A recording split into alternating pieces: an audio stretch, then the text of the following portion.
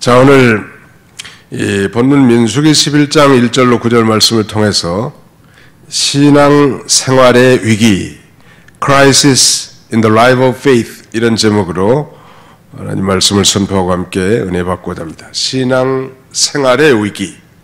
우리가 일생을 살다 보면 위기를 만날 때가 참 많은데요. 이와 같이 우리도 이 신앙 생활하는데도 위기를 만날 때가 종종 있죠. 문제는 그 위기를 잘 통과하느냐, 그렇지 못하느냐에 따라서 이제 우리 신앙생활의 성패가 달려있다고 할 수 있을 것입니다. 신앙생활의 위기를 잘못 관리하면 그 참 영영 회복하지 못하고 부끄러운 자리에 떨어질 수밖에 없단 말이에요. 그러므로 이 신앙생활의 위기를 잘 이겨나가야 할 것입니다. 이 한자 그 위기라는 말은 위험과 기회, 이 두 첫 글자를 합성한 것인데 두 가지를 하나의 개념으로 사용한 것입니다. 위험과 기회. 미국의 제35대 존 F 케네디 대통령은 그가 연설할 때 이렇게 인용한 바 있습니다. 이 한자의 위기는 두 글자로 되어 있는데 하나는 위험이요, 다른 하나는 기회를 의미합니다. One represent danger and the other represent opportunity. 이런 연설을 한 적이 있어요. 위기는 곧 위험과 기회가 있는 공존된 것입니다. 그러므로 이 위경 가운데서도 기회를 잘 포착한다면 우리가 성공적인 삶을 살아갈 수 있는 것입니다. 자, 그렇다면 이 그리스도인의 진정한 신앙생활의 위기는 무엇이고 어떻게 그 위기를 극복할 수 있을까?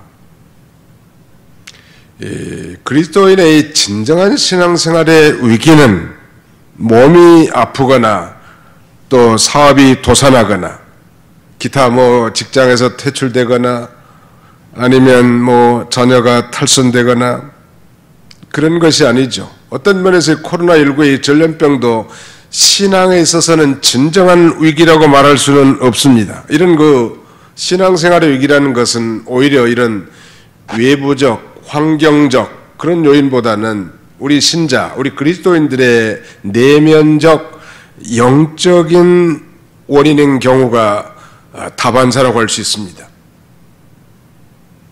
나타나는 그러니까 현상보다는 정말 신자의 그 중심의 신앙의 자세가 흐트러진 것, 하나님으로부터 멀어진 것, 이런 것들이 신앙의 위기라고 할 수 있는데 오늘 본문에서 세 가지 관점에서 하나님 말씀을 증거하고자 합니다. 1절로 3절 한번 보실까요? 여호와께서 들으시기에 백성이 악한 말로 원망하매 여호와께서 들으시고 진노하사 여호와의 불을 그들 중에 붙여서 진영 끝을 서르게 하시매 백성이 모세에게 부르짖음으로 모세가 여호와께 기도하니 불이 꺼졌더라. 그곳 이름을 다베라 불렀으니 이는 여호와의 불이 그들 중에 붙은 까닭이었더라. 여호와께서 들으시기에 백성이 악한 말로 원망하매 그랬습니다. 바로 이 신앙생활의 위기라고 하는 것은 하나님의 은혜를 원망으로 여길 때가 진정한 신앙생활의 위기라고 할 수 있을 것입니다. 광야 생활 그 전체가 다 하나님의 은혜가 아니면 살 수 없는 생활이 광야 생활이죠. 우리도 이 세상이 광야 같은 세상이고 장차 저 영원한 위로와 안식의 세계 천국에 들어갈 자인데 나그네로서 이 땅에서 당연히 우리가 사는 것 자체가 모두가 다 하나님의 은혜인데 내 속에서부터 그 하나님의 은혜를 원망으로 여긴다면 그것이 바로 진정한 신앙적 위기라고 할 수 있습니다. 그들이 도대체 무엇 때문에 원망했을까요? 우리 성경에는 제대로 나타나 있지 않지만 다른 영어 번역본에 보니까 그들의 고난, their hardships 라고 되어 있습니다. 그들의 고난들 때문에 이렇게 원망했다는 거예요. 문제는 그들이 과거의 출애굽이라는 엄청난 구원 사건을 잊어버리고 뿐만 아니라 하나님이 약속하신 저 가나안 땅에 대한 약속도 바라보지 못한 것이죠. 그리고 당장 현재의 고난과 조그만 그 어려움을 참지 못하고 원망한 거예요. 우리도 마찬가지 아닐까 싶어요. 우리가 이 구원을 받았다고 하는 것은 영생을 얻은 것인데, 우리가 살 진정한 나라는 저 죽은 이후에 천국에서 영생 복락하는 거 아니겠습니까? 그러므로 짧은 이 세상을 살아가는 동안 많은 그 어려움이 상존되어 있다는 것을 우리가 잊지 않아야 합니다. 그리스도인이라고 해서 고난에 대한 무임승차를 타는 게 아닙니다.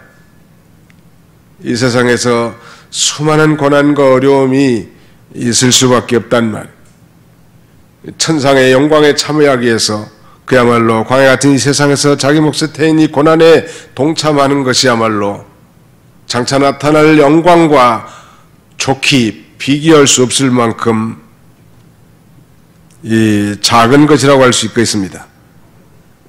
그러므로 이 모든 것이 다 하나님의 은혜인데, 광야 생활, 특별히 사막에서 사는 생활 자체는 하나님의 은혜가 아니면 살 수 없는 생활이죠.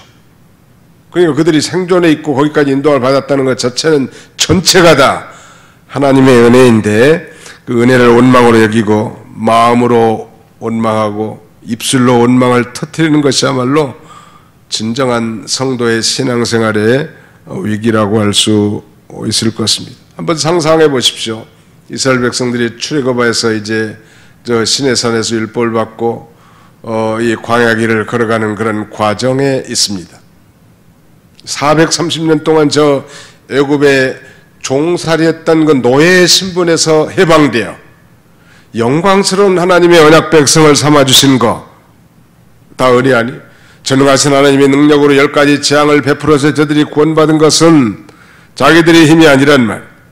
출애굽한 이후에 뿐만 아니라 홍해의 난관에서 이 바다를 육지같이 걷는 그런 역사를 체험했고, 햇빛과 모래바람 그리고 불뱀과 전갈이 서식하는 곳을 하나님의 인도하심과 보호하심 가운데서 하나님의 은혜로 통과하게 됐습니다. 낮에는 구름 기둥으로, 밤에는 불 기둥으로 인도를 받게 하신 것입니다. 그것뿐만 아니죠. 애굽에서 가져온 양식이 떨어졌을 때 영락없이 이제 강야에서 줄여 죽게 되었을 때도 전능하신 하나님의 은혜로 하늘에서 만나를 비같이 쏟아부어서 매일 그것을 모아 식물을 삼게 하신 하나님. 르비딤에 진을 친 이스라엘 백성들이 마실 물이 없어서 목말라 죽겠다고 하소연했을 때도 하나님께서 반석을 쳐서 생수를 내서 먹여주셨습니다. 그러므로 한마디로 말씀드린다면 이스라엘 생활, 구원받은 이후의 이스라엘 생활 전체는 다 하나님의 은혜로 된 것이죠. 하나님의 은혜가 아니면 도저히 살 수 없는 것이 광야 생활이기 때문입니다. 그럼에도 불구하고 그들은 하나님께 감사하기보다는 틈만 나면 하나님의 은혜를 잊어버리고 원망하기 일쑤였습니다. 빌립보 1장 29절에는 이렇게 바울은 빌립보 교회에 편지합니다. 그리스도를 위하여 너희에게 은혜를 주신 것은 다만 그를 믿을 뿐만 아니라 또한 그를 위하여 고난도 받게 하려 하심이라.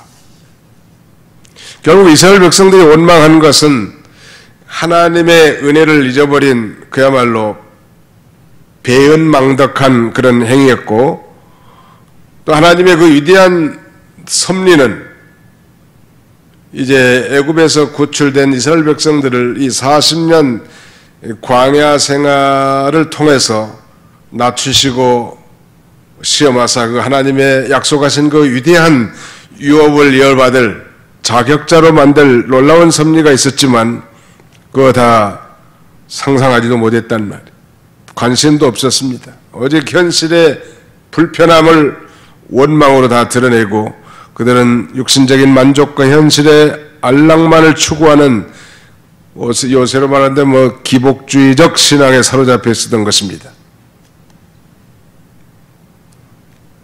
그들이 원망하는 것은 이 하나님의 뜻과 하나님의 섭리를 정면으로 거역한 것이기 때문에 하나님이 진노하시고 진 끝을 불살라 징계하십니다. 거기 오늘 2절에 그러지 않았습니까? 1절 하반절에 여호와께서 들으시고 진노하사 여호와의 불을 그들 중에 붙여서 진영 끝을 사르게 하시매. 진영 끝을 사르겠다고 하는 것은 하나님의 이 진노 가운데서도 긍휼과 자비하심을 엿볼 수 있는데요. 그야말로 이 불로 징계하신 것입니다. 그런데 놀라운 것은 그 이스라엘 백성들이 원망하는 소리를 여호와께서 들으셨다고 두 번씩이나 1절에 반복하죠. 여호와께서 들으시기에, 여호와께서 들으시고, 여러분 우리 하나님은 하늘에 계시지만 그러나 당신의 백성들의 이 작은 신음소리에도 귀를 기울이시고 심지어는 찬송과 감사한 소리뿐만 아니라 원망과 불평하는 소리도 다 들으시는 인격적인 하나님이시란 말. 하나님이 다 들으셔요. 우리 한국 속담에는 낱말은 새가 듣고 반말은 쥐가 듣는다 그런 말이 있지만 서양에는 울타리에도 귀가 달렸다 그런 그 속담이 있어요. 다 듣는다는. 우상은 반면에 귀가 크고 뭐 눈이 부릅떠 있다 할지라도 듣지도 못하고 보지도 못하고 입이 있어도 말하지 못하지만 전능하신 하나님은 영으로 계시고 살아계셔서 백성들의 소리를 다 들으시는 하나님이시란 말. 이 원망은 과연 누구에게 하는 것일까? 표면적으로는 어떤 사건과 사람에 대해서 하는 것 같지만 이면적으로는 여호와 하나님을 원망하는 것입니다. 그러니까 우리 그리스도인들은, 우리 성도들이 아무튼 가정에서든 직장에서든 교회에서든 절대 원망하지 말 것. 원망하지 않아야 합니다. 오늘 이 코로나 재앙의 이 장기적인 어려운 가운데 있습니다. 세상 사람들은 서로 불평하고 책임을 전가하고 원망하는 게 아주 다반사입니다만 우리 그리스도인들은 책임을 자기가 지고 오히려 하나님이 자신에게 베푸신 모든 은혜를 기억하고 감사하는 삶을 살아야 합니다. 우리가 이 교회 나오지 못해서 참 불편한 점이 많고 너무 참 이거 죄송스러운 게 많을 거라고 생각이 됩니다만은 그래도 이렇게 교회 나올 수 없어도 이 온라인으로나마 이렇게 하나님 앞에 예배 드릴 수 있으니 얼마나 감사하냐. 제가 지난주에 우리 이 구역장님들에게 이 부산의 뭐 샘터교회인지 안중덕 목사님이 쓴 글을 전달한 바 있습니다. 우리가 이 비대면 예배, 온라인 예배를 드리라고 하는 것은 우리 하나님은 그야말로 만유의 주님이시고 우주에 충만하신 하나님이시니까 우리가 언제 어디서든지 그 하나님을 기억하고 앙망하고 사모하면서 살라는 거라고 그는 그렇게 쓰고 있습니다. 우리가 이런 경험은 정말 값비싼 교훈이라고도 할 수 있을 것 같아요. 하나님은 천지에 충만하신 그야말로 무소부재하신 신, 옴니 이 프레젠트가 편지하신 하나님이신데 우리는 그동안에 예배당 공간 안에 성전 안에만 있는 줄 알고 주일날은 정말 거룩하게 예배를 드렸지만 예배당 대문간을 나서는 순간부터 하나님을 잘 의식하지 못하고 우리의 삶과 우리의 생활을 정말 예배답게 진행하지 못했던 것이 현실이었고 사실이었는데 이런 그 비대면 예배를 통해서 우리가 좀 우리 하나님은 정말 천지에 충만하시고 어디서든지 마음과 정성과 뜻을 다 기울이고 신령과 진정으로 예배드린 자를 찾으시고 함께 해주시고 만나주시고 교통하게 해주시고 그 예배를 받아주시는구나 이걸 우리가 확신할 수 있는 좋은 계기가 됐단 그런 면에서 우리가 또 감사할 수 있는 거예요. 감사하십니까? 감사하시기 바랍니다. 범사에 감사하라. 이는 그리스도 예수 안에서 너희를 향하신 하나님의 뜻이니라. 감사가 하나님의 뜻인데 하나님의 은혜를 원망하고 있다면 그거야말로 정작 우리 신앙생활의 위기라고 말할 수 있지 않겠습니까? 잠언 15장 3절에는 여호와의 눈은 어디서든지 악인과 선인을 감찰하시느니라 라고 말씀하고 있습니다. 중요한 것은 이 원망이라고 하는 건요, 하나님의 주권을 믿지 못하는 불신앙이 무서운 일이죠. 그러니까 교회에서 원망하는 사람들 가까이 하면 안 돼요. 아주 습관이 돼가지고 원망불평한 사람들이 있는데 하나님의 주권을 믿지 못하는 불신앙이, 여러분 성경 인물 가운데 요셉과 욥을 하나 들어볼까요? 욥은 그야말로 우리 성경적 인물 가운데 고난의 대명사라고 할 만큼 그야말로 원망하려면 끝없이 원망할 수밖에 없는 그런 환경에 직면해 있던 인물이에요. 하루아침 모든 재산들 다 탈취당하고 10자녀들이 다 죽음을 당하고 자신의 몸에는 정말 악창이 나서 기아장으로 뜩뜩 긁는 그런 신세, 그 모습을 본 배필이라고 하는 아내는 하나님을 욕하고 죽으라고 하는 원망투성, 이런 가운데서도 욥은 여호와께 범죄치 않고 주신 자도 여호와시오 취하신 자도 여호와시오니 여호와께서 찬송을 받을지로다. 어떻게 그가 그렇게 감사할 수 있었을까요? 자신의 근본을 믿고 알고 하나님의 주권을 믿었기 때문입니다. 뿐만 아니라 요셉은 또 어떤가요? 요셉이야말로 그냥 자기 의지와 상관없이 형들에게 돈 20세겔에 저 애굽에 팔려가 가지고 말이죠. 처음에는 구덩이에 던져서 정말 가까스로 죽음을 모면했지만 또 애굽에 팔려가 가지고도 누명을 쓰고 말이죠. 감옥 생활까지 한, 그야말로 되는 일이 없는 머피의 법칙처럼 말이죠. 그런 어려운 가운데서도 요셉은 원망하지 않더라.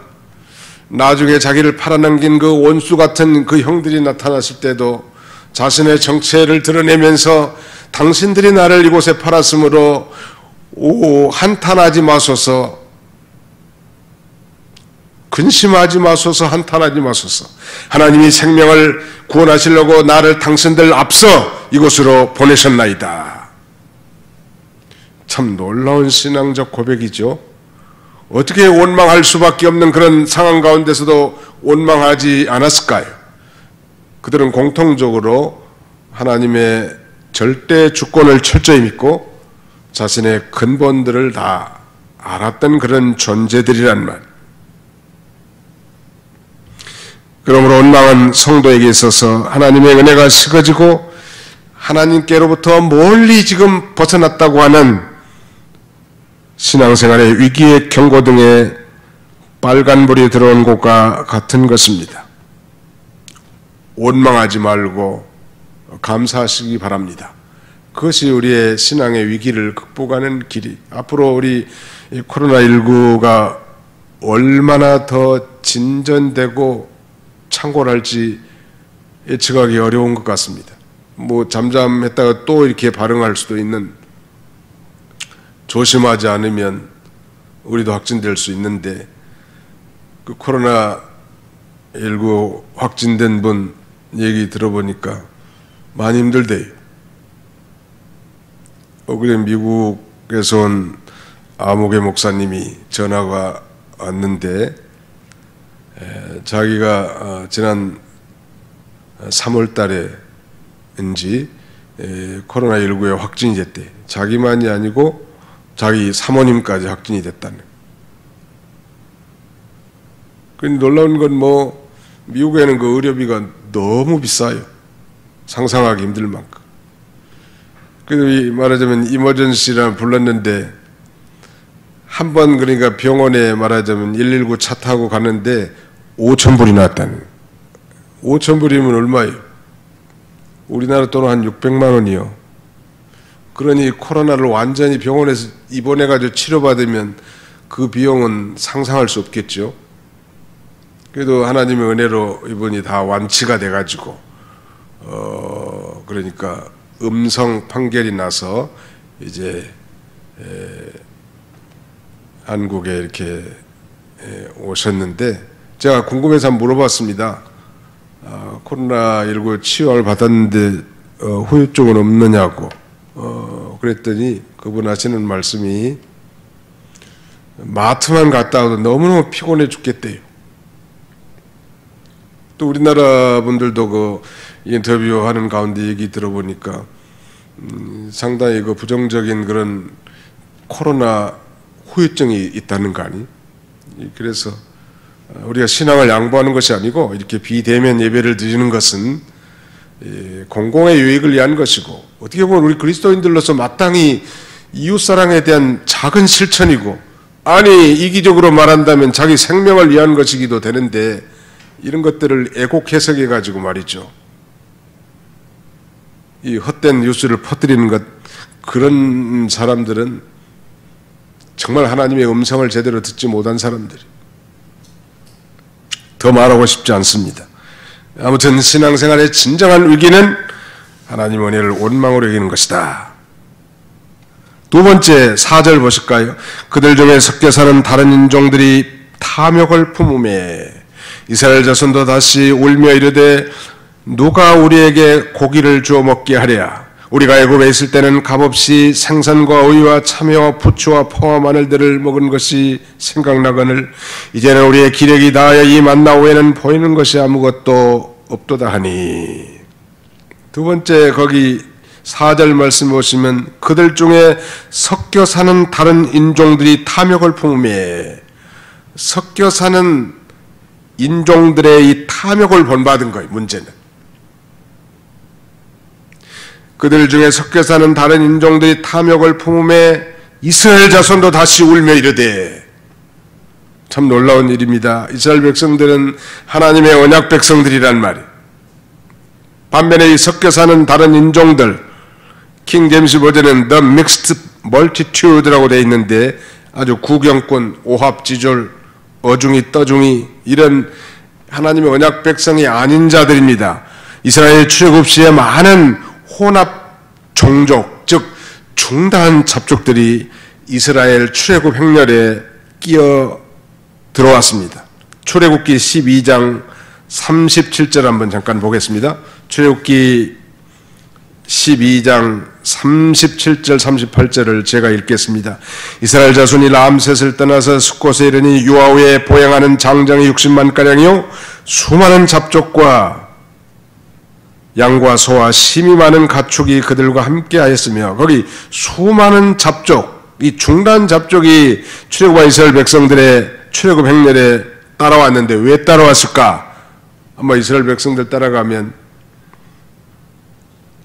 보호를 받고 복을 받을 것 같아서 아마 섞여 따라온 것입니다.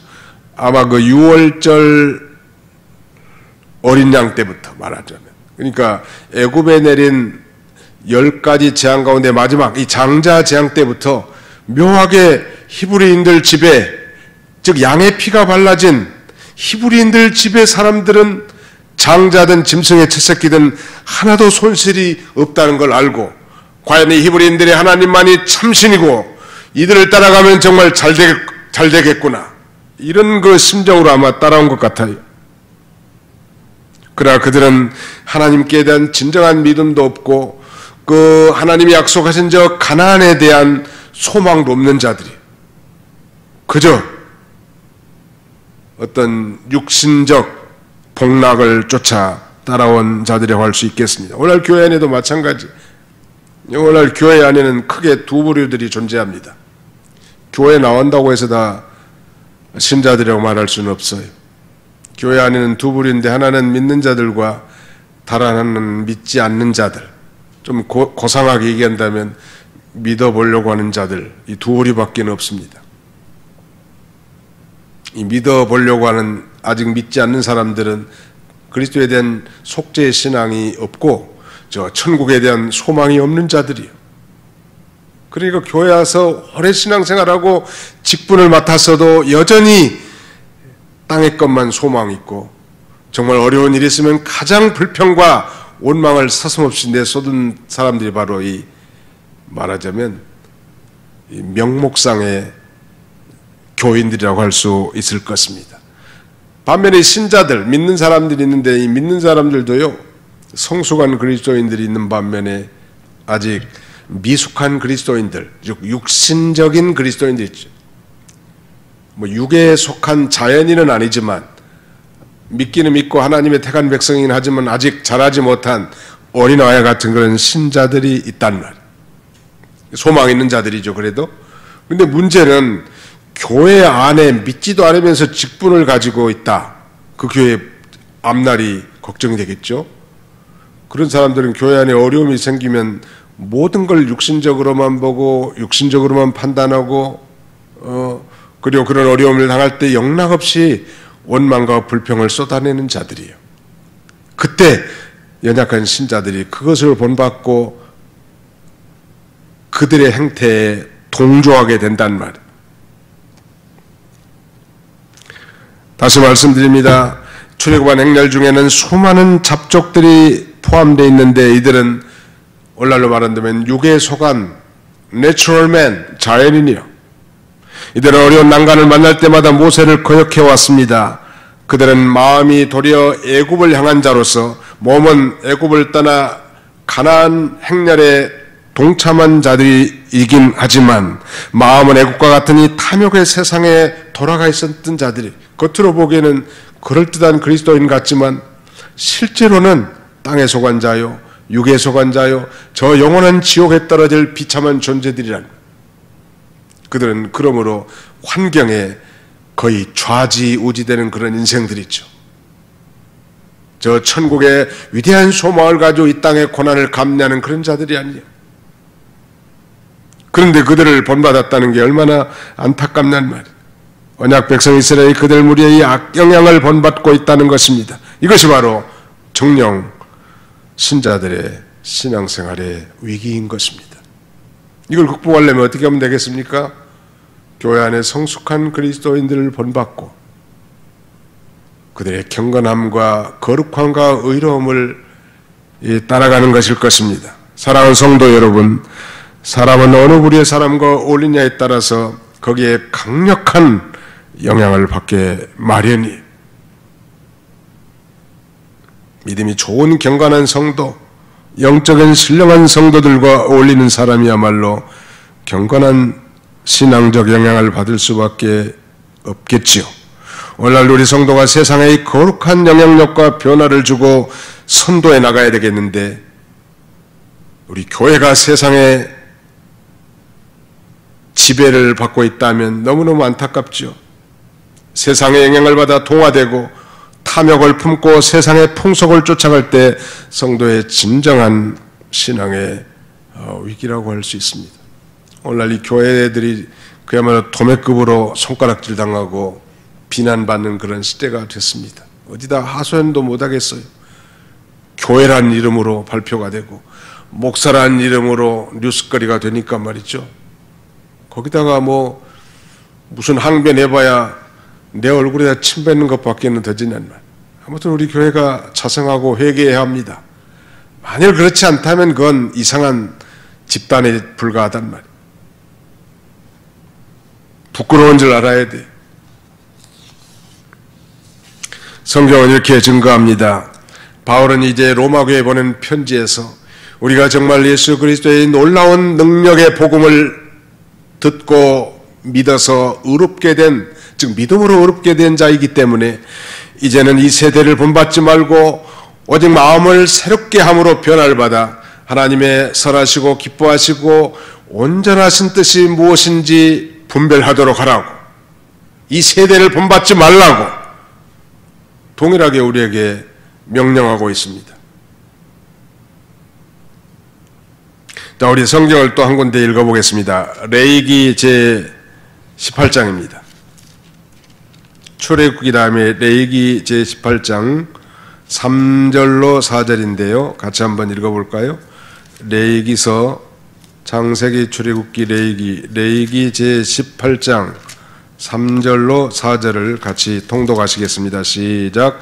너희는 너희가 거주하던 애굽 땅의 풍속을 따르지 말며 내가 너희를 인도할 가나안 땅의 풍속도 규례도 행하지 말고 너희는 내 법도를 따르며 내 규례를 지켜 그대로 행하라.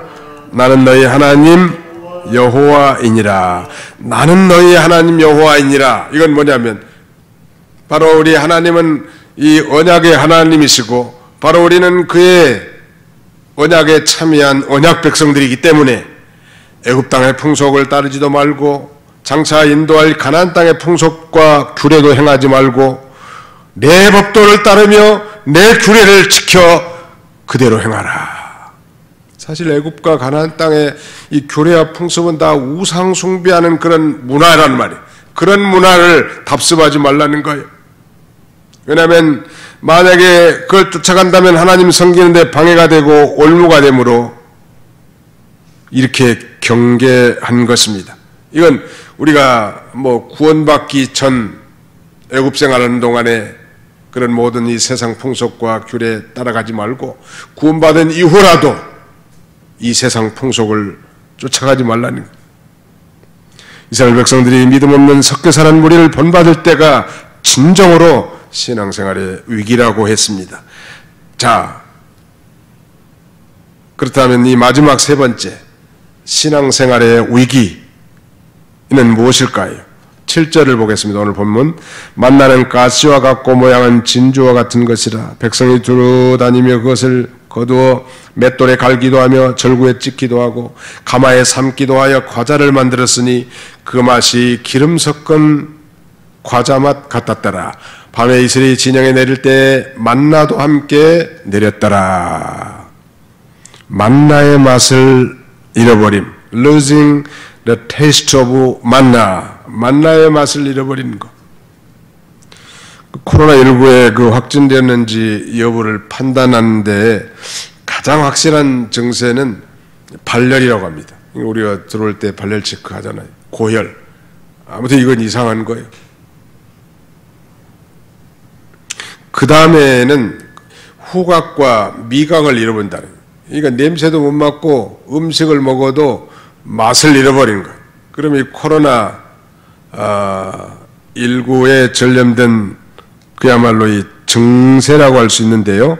하나님의 언약 백성들에게 있어서 이 만나의 맛을 잊어버렸다. 이건 심각한 신앙생활의 위기일 것입니다. 우리 성경에는 좀 발견하기는 어렵습니다만 6절 하반절에 이제는 우리의 기력이 다하여 이 만나 외에는 보이는 것이 아무것도 없도다 그랬는데 표준 세번역에 보니까 이 만나밖에 없으니 입맛마저 떨어졌다 이렇게 번역하고 있습니다. 그들이 애굽에서 가져온 이 양식이 바닥이 나서 영락없이 광야에서 줄여 죽게 됐을 때 하나님께서는 기적적으로 이 가시와 같은 그 모양은 진주와 같은 만나를 하늘에서 비같이 쏟아내려 보내주셨고 매일매일 그날 먹을 만큼 거두게 하시고 안식일 전날은 안식일 것 같이 두 몫을 안식일 날에 나와서 일하지 말라고 했으니까 그걸 거두어서 이렇게 요리해 먹었단 말이에요. 그야말로 기적의 선물이죠. 너무너무 신기해가지고 그 만나가 하늘에서 떨어졌을 때 이것이 무엇이냐? 이것이 무엇이냐? What is this? What is this? 이것이 바로 만나의 이름이 된 거예요. 감격했습니다. 이것이 무엇이냐? 그런 감격의 기적의 선물이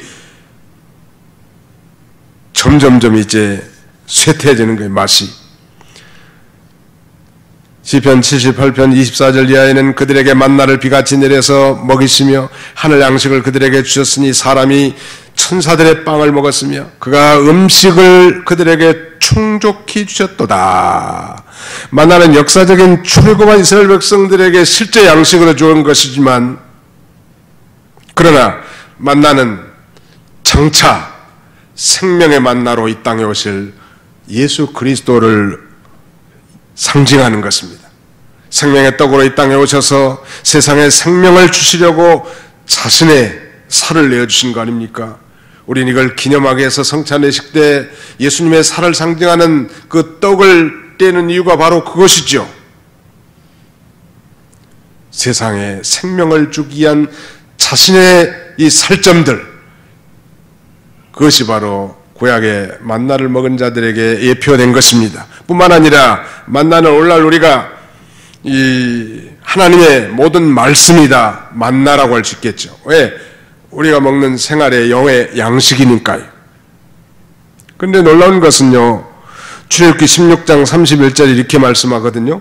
이스라엘 종속이 그 이름을 만나라 하였으며, 이스라엘 족속이 그 이름을 만나라 하였으며, 가시와 같고 희고 맛은 꿀 섞은 과자 같았더라. 가시는 이 고수신데요, 놀라운 것은 처음에 이 만나가 내렸을 때 아주 그 맛이 꿀 섞은 과자 맛 같았다는 것. 근데 놀라운 것은 오늘 본문 11장 8절 보십시오.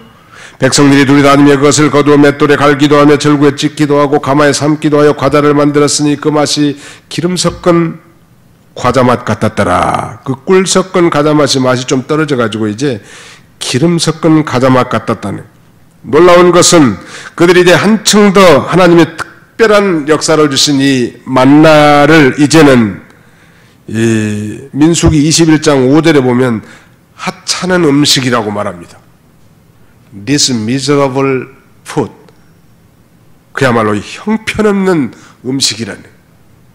아니 세상에 꿀 섞은 과자 맛 같았다가 나중에는 이제 기름 섞은 이 과자 맛 같다고 이렇게 바꾸더니 이제는 아주 형편없는 음식, 하찮은 음식이라고 이렇게 폄하하는 것입니다. 먹을 것이 없던 이 광야에 아침마다 하늘로부터 비같이 쏟아지는 만나를 보고 감격하면서 이것이 무엇이냐 외치던 이스라엘 백성들, 그야말로 감격해야 하던 기적의 음식이고 하늘 양식인 이 만나에 대해서 이스라엘 백성들이 이것만 먹으니까 이제 자신들의 정력이 세지고 입맛이 다 떨어졌다는, 그리고 애굽에서 먹었던 이 생선과 외, 부추와 마늘, 파와 수박 이런 것들만 생각하는, 노예로 비참한 종살이였던 건 까마득하게 다 잊어버리고 말이죠. 사랑하는 성도 여러분, 하나님이 자기 백성에 공급해 주신 하늘 곡식이 애굽의 식물보다 못하겠단 말이에요. 이런 이 백성의 이 불신앙적인 언사야말로 하나님의 은혜의 선물에 대한 배은망덕한 은사라고 할 수밖에 없을 것입니다. 우리는 이 코로나19의 장기적인 재앙 가운데서도 그 하나님이 베푸신 그 은혜를 원망거리로 삼는다든지 또 배은망덕한 언어를 우리가 내뱉어서는 결코 안 될 것입니다. 저는 개인적으로 호떡을 아주 좋아합니다. 지금도 좋아해요. 꿀 호떡을 좋아해요. 요즘도 이 고속도로 휴게소만 들리면 꼭 호떡 코너에 들려보고 싶은 게 충동이에요. 계속 호떡 만든 집으로 가는 거예요. 우리 집사람은 아주 싫어요. 염증식품이라고. 반대하지 아주. 근데 먹고 싶고 생각이 나요. 어렸을 때 그 추억이 있거든요. 우리 학교 가는 길에 이 몽탄역 앞에 호떡집이 있어요. 그 할머니가 호떡을 굽는데 얼마나 맛있는지. 그 할머니가 허리가 완전히 90도로 굽어버린 할머니거든요. 근데 그 호떡을 구워. 제가 어느 날 결심을 한 거예요, 이제. 내가 언젠가는 내가 저 호떡을 사서 배가 터지도록 한번 먹어버리라. 이런 꿈과 소망을 가지고 살았습니다. 아니나 다를까 이제 돈이 생겼어. 그래서 그 호떡집에 들어갔습니다. 할머니, 오늘 제가 배부르게 호떡을 먹고 싶습니다. 계속 구워주세요. 한 개, 두 개를 아주 맛있게 먹었는데 한 3개쯤 먹으니까 기름 냄새가 나더라고. 밀가루 냄새가 나고 기름 냄새가 나. 야, 기적의 산물 하늘의 호떡을 말이죠. 처음에는 꿀호떡이라고 말하더니 이 기름 섞은 가자맛과 같다더니 이제는 이 하찮은 음식이라고 폄하하는 이스라엘 백성들이 생각난 거예요. 이게 바로 신앙생활의 위기예요. 요새 정말 성경을 더 읽어야 되고 더 사모하고 성경을 묵상해야 되는데 과연 얼마나 우리 성도들이 성경을 사랑하고 독경하고 묵상하고 또 우리 설교 홈페이지 들어가가지고 설교 말씀을 재방송으로 듣는 분들이 얼마나 되는지 너무 안타까워요.